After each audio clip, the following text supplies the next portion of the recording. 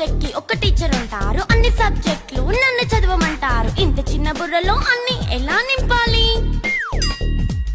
Class work, home work, fair notes అంటారు. Subject కి 3 books పెట్టి బ్యాగ్ నింపుతారు. ఇన్ఫాక్ట్ నా బరువు కన్నా నా బ్యాగ్ బరువే ఎక్కువ.